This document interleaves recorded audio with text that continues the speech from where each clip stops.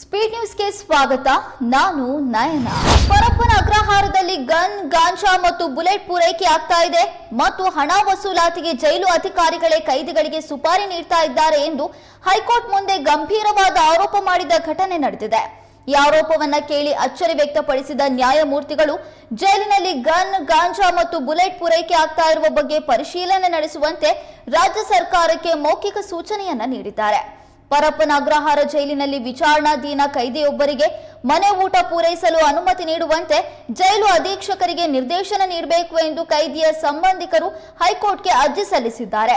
ಈ ವೇಳೆ ನಿಷೇಧಿತ ವಸ್ತುಗಳ ವಿಷಯ ಬಂದಿದೆ. ಕಳೆದ ರಾತ್ರಿ ಸುರಿದ ಭಾರೀ ಮಳೆಗೆ ದಾವಣಗೆರೆ ಜಿಲ್ಲೆಯ ಹೊನ್ನಾಳಿ ತಾಲೂಕಿನ ಸರ್ಕಾರಿ ಆಸ್ಪತ್ರೆಯೊಳಗೆ ನೀರು ನುಗ್ಗಿ ಅವಾಂತರ ಸೃಷ್ಟಿಯಾಗಿದೆ. ಆಸ್ಪತ್ರೆಯ ಒಳಗೆ ಮಳೆ ನೀರು ನುಗ್ಗಿದ್ರಿಂದ ರೋಗಿಗಳು ಪರದಾಡಿದ್ದಾರೆ.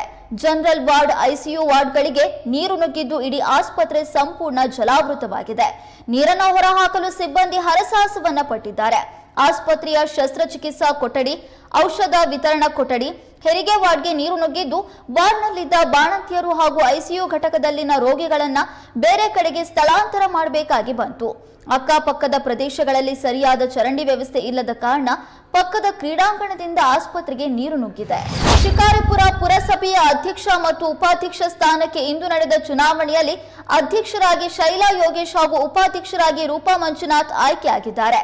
ಅವರಿಗೆ ಸಂಸದ ಬಿವೈ ರಾಘವೇಂದ್ರ ಮತ್ತು ಶಿಕಾರಿಪುರದ ಶಾಸಕ ಬಿವೈ ವಿಜಯೇಂದ್ರ ಅಭಿನಂದನೆ ಸಲ್ಲಿಸಿ ಉತ್ತಮ ಸೇವೆ ಸಲ್ಲಿಸುವಂತೆ ಸಲಹೆ ನೀಡಿದ್ರು.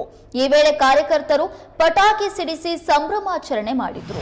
ಕರಾವಳಿ ಮತ್ತು ಉತ್ತರ ಒಳನಾಡಿನಲ್ಲಿ ಕೆಲವು ಕಡೆ ಮಾತ್ರ ಮಳೆಯಾಗಿದ್ದು ದಕ್ಷಿಣ ಒಳನಾಡಿನ ಹಲವು ಕಡೆ ಮಳೆಯಾಗಿದೆ.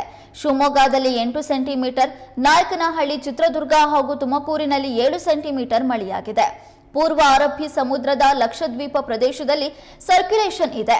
ಇದರ ಪ್ರಭಾವದಿಂದ ಕರಾವಳಿಯಲ್ಲಿ ಆಗಸ್ಟ್ 21 ಹಾಗೂ 22ರಂದು ಕೆಲವು ಕಡೆ ಮಾತ್ರ ಮಳೆಯಾಗಲಿದ್ದು ಆಗಸ್ಟ್ 23, 24 ಹಾಗೂ 25ರಂದು ವ್ಯಾಪಕವಾಗಿ ಮಳೆಯಾಗಲಿದೆ. ಉತ್ತರ ಹಾಗೂ ದಕ್ಷಿಣ ಒಳನಾಡಿನಲ್ಲಿ ಆಗಸ್ಟ್ 25ರವರೆಗೆ ಕೆಲವು ಕಡೆ ಮಾತ್ರ ಹಗುರದಿಂದ ಸಾಧಾರಣ ಮಳೆಯಾಗಲಿದೆ ಎಂದು ಹವಾಮಾನ ಇಲಾಖೆ ಹೇಳಿದೆ. ಕಲ್ಪತರು ನಾಡು ತುಮಕೂರು ಜಿಲ್ಲೆಯಾದ್ಯಂತ ಭಾರೀ ಮಳೆಯಾಗಿದೆ. ಮಂಗಳವಾರ ರಾತ್ರಿ ಹಾಗೂ ಬುಧವಾರ ಬೆಳಗ್ಗೆ ಎಡಬಿಡದೆ ಮಳೆ ಸುರಿದ ಪರಿಣಾಮ ತುಮಕೂರು ಜಿಲ್ಲೆಯ ಹಲವು ತಾಲೂಕುಗಳಲ್ಲಿ ಅಪಾರ ಹಾನಿ ಸಂಭವಿಸಿದೆ. ತುಮಕೂರು ಜಿಲ್ಲೆಯ ಗುಬ್ಬಿ ತಾಲೂಕಿನ ಬಿದರೆ ಗ್ರಾಮದ ಸಂಪರ್ಕ ರಸ್ತೆಯ ರೈಲ್ವೆ ಅಂಡರ್ ಪಾಸ್ನಲ್ಲಿ ಸಿಲುಕಿಕೊಂಡಿದ್ದ ಸಾರಿಗೆ ಬಸ್ ಆತಂಕಕ್ಕೆ ಕಾರಣವಾಗಿತ್ತು. ಬಸ್ನಲ್ಲಿನ ಪ್ರಯಾಣಿಕರನ್ನ ಹೊರಗೆ ಕಳುಹಿಸಲು ಅಗ್ನಿಶಾಮಕ ಸಿಬ್ಬಂದಿ ಹರಸಾಹಸ ಪಡಬೇಕಾಯಿತು. ಬಳಿಕ ಹಗ್ಗದ ಸಹಾಯದಿಂದ ಪ್ರಯಾಣಿಕರನ್ನ ಸುರಕ್ಷಿತವಾಗಿ ಸಾಗಿಸಲಾಯಿತು. ಪೊಲೀಸ್ ಠಾಣೆಗೆ ಎಲ್ಲರೂ ದೂರು ಕೊಡೋಕೆ ಬರೋರೇ ಹೆಚ್ಚು. ಬೆಳ್ಳಂಬೆಳಗ್ಗೆ ಅದು ಕೂಡ ಎಂಟ್ರಿ ಕೊಟ್ಟಿತ್ತು. ಏನ್ ತೊಂದರೆಯಾಗಿತ್ತೋ ಏನೋ ಗೊತ್ತಿಲ್ಲ. ನೋಡಿದ ಪೊಲೀಸರಂತೂ ಶಾಕ್ ಆಗಿದ್ರು. ಹೌದು, ಶಿವಮೊಗ್ಗದ ಗ್ರಾಮಾಂತರ ಠಾಣೆಗೆ ಕೆರೆ ಹಾವು ಎಂಟ್ರಿ ಕೊಟ್ಟಿತ್ತು. ಸುಮಾರು 4 ಅಡಿ ಉದ್ದದ ಕೆರೆ ಹಾವು ಠಾಣೆಯ ಒಂದು ಮೂಲೆಯಲ್ಲಿ ಸೇರ್ಕೊಂಡಿತ್ತು.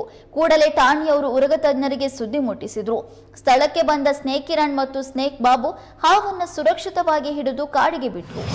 ವಿಶ್ವವಿಖ್ಯಾತ ನಾಡಹಬ್ಬ ಮೈಸೂರು ದಸರಾ ಮಹೋತ್ಸವದ ಗಜ ಪಯಣಕ್ಕೆ ಹುಣಸೂರು ತಾಲೂಕಿನ ನಾಗರಹೊಳೆ ಅಭಯಾರಣ್ಯದ ಅಂಚಿನಲ್ಲಿರುವ ವೀರನ ಹೊಸಹಳ್ಳಿಯಲ್ಲಿ ಬುಧವಾರ ಚಾಲನೆ ನೀಡಲಾಯಿತು. ಶುಭ ಮುಹೂರ್ತದಲ್ಲಿ ಅಭಿಮನ್ಯು ನೇತೃತ್ವದ ಗಜಪಡೆಗೆ ಪುಷ್ಪಾರ್ಚನೆ ನೆರವೇರಿತು. ಬೆಳಗ್ಗೆ 10:20 10 ಗಂಟೆ 45 ಒಳಗಿನ ಶುಭ ಮುಹೂರ್ತದಲ್ಲಿ ಸಚಿವರಾದ ಮಹದೇವಪ್ಪ, ಈಶ್ವರ್ ಖಂಡ್ರೆ ಗಜಪಡೆಗೆ ಚಾಲನೆ ನೀಡಿದ್ರು. ಮೊದಲ ಹಂತದಲ್ಲಿ ಅಭಿಮನ್ಯು ನೇತೃತ್ವದ 9 ಆನೆಗಳು ಆಗಮಿಸಿವೆ. ಕ್ಯಾಪ್ಟನ್ ಅಭಿಮನ್ಯು, ಭೀಮಾ, ಗೋಪಿ, ಧನಂಜಯ, ಕಂಚನ್, ರೋಹಿತ್, ಲಕ್ಷ್ಮಿ, ವರಲಕ್ಷ್ಮಿ, ಏಕಲವ್ಯ ಆನೆಗಳು ಆಗಮಿಸಿವೆ. ಚಾಲುಕ್ಯರ ರಾಜಧಾನಿಯಾಗಿದ್ದ ವಾಸ್ತುಶಿಲ್ಪದ ತೊಟ್ಟಿಲು ಎಂದೇ ಪ್ರಸಿದ್ಧಿ ಪಡೆದಿರುವ ಐಹೊಳೆಯ ಪುರಾತನ ದೇವಾಲಯಗಳಲ್ಲಿ ಕೆಲವೆಡೆ ಸಣ್ಣ ಬಿರುಕುಗಳು ಕಾಣಿಸಿಕೊಂಡಿವೆ. ಈ ಬಗ್ಗೆ ನಟ ಅನಿರುದ್ಧ್ ಸಾಮಾಜಿಕ ಜಾಲತಾಣದಲ್ಲಿ ಬೇಸರ ವ್ಯಕ್ತಪಡಿಸಿದ್ದು, ನಿರ್ವಹಣೆಗೆ ಮನವಿ ಮಾಡಿದ್ದಾರೆ. ಸಾಮಾಜಿಕ ಜಾಲತಾಣದಲ್ಲಿ ಬಿರುಕು ಬಿಟ್ಟ ಐತಿಹಾಸಿಕ ದೇವಸ್ಥಾನಗಳ ಫೋಟೋಗಳನ್ನು ಹಂಚಿಕೊಂಡಿದ್ದು ನಿರ್ವಹಣೆಗೆ ಮನವಿ ಮಾಡಿದ್ದಾರೆ. ನಾವು ಮುಖ್ಯಮಂತ್ರಿ ಸಿದ್ದರಾಮಯ್ಯ ಮೇಲೆ ಮಾತ್ರ ಆರೋಪ ಮಾಡ್ತಾ ಇಲ್ಲ. ಒಂದು ನಟೋರಿಯಸ್ ಗ್ಯಾಂಗ್ ಸಿಎಂ ರನ್ನ ಬಳಸಿಕೊಂಡಿದೆ ಎಂದು ಪರಿಷತ್ ಬಿಜೆಪಿ ಸದಸ್ಯ ಸಿಟಿ ರವಿ ಹೊಸ ಬಾಂಬ್ ಸಿಡಿಸಿದ್ದಾರೆ. ಚಿಕ್ಕಮಗಳೂರಿನಲ್ಲಿ ಮಾಧ್ಯಮದವರೊಂದಿಗೆ ಮಾತನಾಡಿದ ಅವರು, ತಮ್ಮ ಹಗರಣಗಳಿಗೆ ರಕ್ಷಣೆ ಇರಲಿ ಎಂದು ಸಿದ್ದರಾಮಯ್ಯರನ್ನ ನಟೋರಿಯಸ್ ಗ್ಯಾಂಗ್ ಕೆಡ್ಡಾಗೆ ಕೆಡವಿಕೊಂಡಿದೆ ಎಂದು ಹೇಳಿದ್ದಾರೆ.